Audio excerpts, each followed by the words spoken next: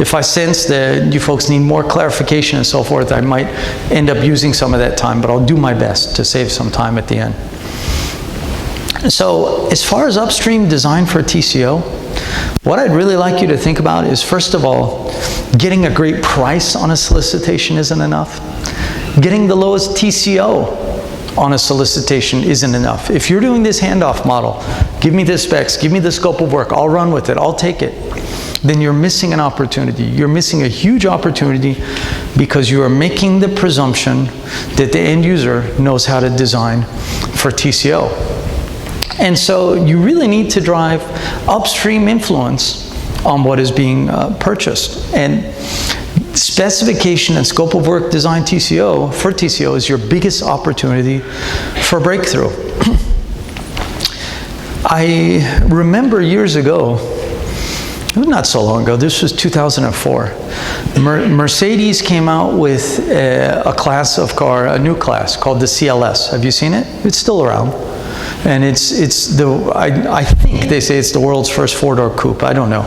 But in any event, it had virtually every amenity the S-Class did, which is their flagship car, costs $100,000 or more. And I was looking at that, and just from a purchasing perspective, I got fascinated because it cost $25,000 less. And I was knocking my brains out saying, how did they do that? How did they offer all the same amenities for $25,000 less? It's just a different body style. And I couldn't find any articles on it or anything, so I did some digging. What I found out was that, first of all, they reused an E-Class chassis, the platform for an existing car. So they reused something that was already there instead of innovating. Innovating costs money, right? Because you have to create new manufacturing equipment, new molding, new setup costs, all these kind of things, right? You have to design, engineering, testing, crash testing. Can everybody agree that that saves a lot of money using the same platform? So they did that. But that wasn't enough to explain it, so I kept digging. Then I found out that the CLS class then, I don't know about now, when it first came out, was not customizable. It was like the Ford Model T. What color do you want it in? Well, in that case, it was any color you want as long as it's black. But now, and that was Henry Ford's big joke, but what Mercedes said was, you tell us the color inside and out, the rest is standard. But we're going to pack it to the hilt with all the features. And so what that told me was, the S-Class moves slow in the manufacturing line because they have to look at, okay, this one has heated seats, this one also has cooled seats, this one has navigation, this one doesn't have navigation, this one has a leather steering wheel, this one has a wood steering wheel, this one, right? Do you see what's happening? You are going to have a very slow manufacturing line in order to support this kind of customization. But the CLS class could just get pumped out, and the only thing they had to stop to do was, what color's inside, what color's outside, let's go. And they shaved $25,000 off the price by doing these things. Let me say that differently. They shaved $25,000 off the cost. And when you take it out of the cost component and pass that on to the consumer, or in your case, whoever your next link is in the supply chain, well then that is the only true instance of win-win. It really is, right? Because when you compress supplier profit, you win, but you know, I'm not sure how much the supplier wins unless you're giving them a lot more business as a consequence and they feel good about it. But do you see what I'm talking about here with this example? It wouldn't have happened unless there was an assessment of how do we influence the design for TCO. And so here's the innovation conundrum, and this is the problem I have with innovation, because innovation, first of all, is what makes, you know, Canada, what makes America and Western Europe and some of these countries great. You know, innovation gives us our competitive edge. It's this wonderful, wonderful thing, but you cannot take a cookie cutter approach and say all innovation is good, because it's not. And in purchasing, it's killing us. That's what I see. Innovation is killing us. So the deal is that we have kind of a good problem, bad problem. Engineers and end users want to make the scope of work and specifications be a reflection of their work. It means they care about their job. It's their baby. They want to say, look what I created, right? And they want to show how, they want to customize it to the maximum. And they're looking for the ideal solution, which often results in innovation. But they're not trained in TCO. They rarely are. I was giving a seminar in New Mexico, and I was talking to 2 purchasing managers from another state. And in talking to them, and these were adjacent counties, purchasing managers for adjacent counties, okay, they had to have pretty similar requirements. And for sure, they lived in the same climate and all this kind of stuff, and I'll explain why that's relevant in a second. And then we started talking about city infrastructure, and it came out that both cities had end users that were designing the light poles from scratch. All the city light poles were custom designed, okay? Now, as I go through this story, I want you to pretend like you're a light pole manufacturer, okay? I've never been to a light pole manufacturing facility. I have no idea who sells them, but pretend like you're a light pole manufacturer and you have a catalog of items. You'd have to. These are the best for airports. These are the best for residential streets. These are the best for, you know, freeways. These are the best for parking lots. These are, right? You have all of these things. So they custom designed their light poles. They turned out to be different in height. How much? 2 inches different in height. Then they decided that all of the wiring that's in the entire county, including going through the light poles, had to have a special coating. This was one of the counties. I don't know what the special coating was. I didn't ask, I didn't care. The other county end users decided the wiring needed no such special coating. Then one county decided that the light poles needed to be manufactured to come off the side of a truck because that would be easier for them. The other one decided, no, we want it to be designed so it comes off the back of a truck because we prefer that. Now, if you're the light pole manufacturer, what are you thinking? And you get this kind of extremely custom, and especially from 2 adjacent counties, completely different requirements for light poles. What are you thinking? Are you pulling your hair out?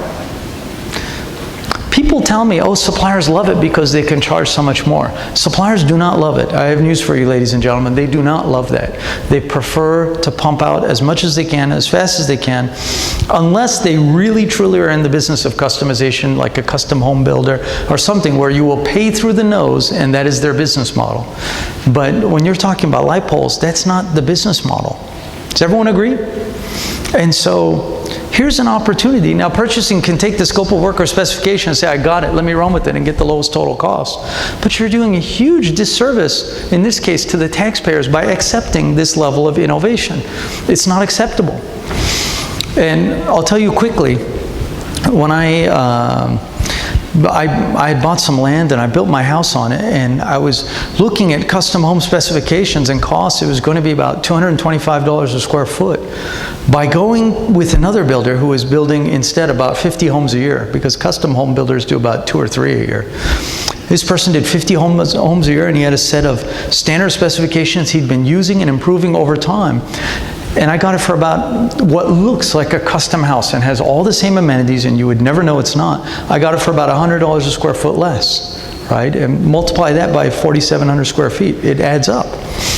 The deal was, if I was to get a custom home spec, the first person who would have to live and breathe this design and the consequence of my design is me, and I'd have to pay for it. The first person to realize all the mistakes in the design would be me. Whereas by buying something that already existed, I actually got to walk into the house elsewhere and see it and feel it and make some changes. And I knew exactly what I was getting into. It was proven, it was tested, and over time, other people took all the kinks out of it and not me. So this idea of innovation being this wonderful thing is not this panacea. It's not. It's far better to take something that's proven, something that exists, a set of standard specifications, and to go from that. And so innovation has to solve a problem or capture an opportunity, and existing solutions are proven and can be improved. You can take a stool and turn it into a chair.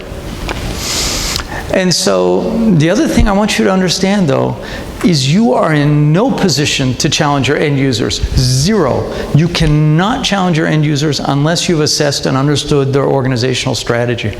You have to understand where it is they're trying to go and what their success criteria is as an organization. And when I would teach this concept, I would always say jokingly, well, it doesn't apply everywhere. For instance, restrooms and things like that doesn't really apply.